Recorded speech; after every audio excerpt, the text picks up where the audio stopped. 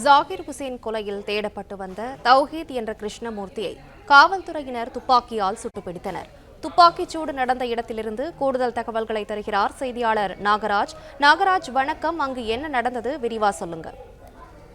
நான் பார்க்கக்கூடிய இந்த காட்சி என்பது நெல்லையிலிருந்து நாகர்கோவில் செல்லக்கூடிய பிரதான சாலை. இந்த சாலையின் அதாவது நகர்ப்புறத்திலிருந்து ஓரமாக இருக்கக்கூடிய இந்த பகுதியில் தான் இந்த நேற்று நடந்த சம்பவத்தில், அதாவது ஜாகிர் ஹுசேன் கொலை செய்யப்பட்ட சம்பவத்தில் முக்கிய குற்றவாளியாக தேடப்பட்டு வந்த தௌஃபிக் என்ற கிருஷ்ணமூர்த்தியை காவல்துறையினர் சுற்றி வளைத்தனர். இந்த இடத்தில் பதுங்கி இருப்பதை கண்டறியப்பட்டு, அதாவது காவல்துறை அமைத்த 3 தனிப்படையில் ஒரு தனிப்படையினர் கிருஷ்ணமூர்த்தி இருக்கும் இடத்தை கண்டறிந்து விட்டனர். அதன் பின்னர் அவர் ரெட்டியார்பட்டி அருகே அவர் தங்கியிருக்கும், அதாவது பதுங்கி இருக்கும் இடத்தை கண்டறிந்து சுற்றி வளைத்து பிடித்து முயற்சித்துள்ளனர். அப்போது அவர் கையில் வைத்திருந்த அறிவாளால் காவல் ஆய்வாளரை தாக்க முயற்சித்துள்ளார். காவல் ஆய்வாளர் ஆனந்தை தாக்க முயற்சித்த போதுதான் தற்காப்புக்காக காவல்துறையினர் துப்பாக்கிச்சூடு நடத்தியதாக கூறுகின்றார்கள். அப்போதும் துப்பாக்கிச்சூடு நடத்தி அவர் காலில் சுட்டு, அவரது வலது காலில் சுட்டு அவரை கைது செய்திருப்பதாக காவல்துறை தரப்பு சொல்லப்படுகிறது.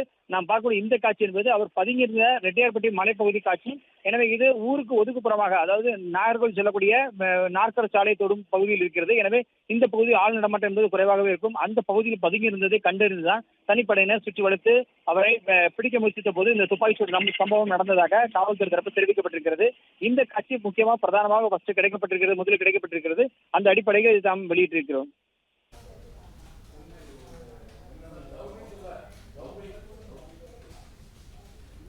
விவரங்களுக்கு நன்றி, நாகராஜ்.